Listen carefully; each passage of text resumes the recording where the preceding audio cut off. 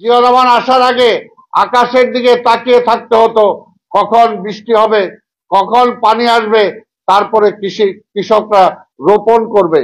কিন্তু জিয়া রহমান এসে এই কৃষকদের মাঝে এই সেচ পাম্প দিয়েছেন।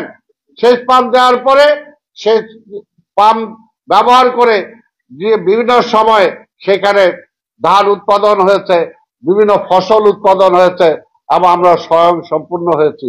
এটাই ছিল জিয়া রহমান। আজকে সংস্কারের কথা বলেন, সংস্কারের কথা বলে 12 থেকে 14 মাস পার করে দিয়েছেন, কিন্তু জিয়া রহমান সংস্কারের কথা মুখে বললেন নাই, তিনি কাজে সংস্কার করে প্রমাণ করে দিয়েছেন। বাংলাদেশের সবচেয়ে বড় সংস্কারক হলো আজকে শহীদ রাষ্ট্রপতি জিয়া রহমান। তাই ভাইয়ের আমার, দেশটা যখনই সংকটে আসে তখনই জিয়া রহমানের কথা মনে হয়। 71-এর 25শে মার্চ সবকিছু তখন ধূমকেতুর মতো এই জিয়া রহমানের আবির্ভাব হয়েছিল। আমি মেজর জিয়া বলছি।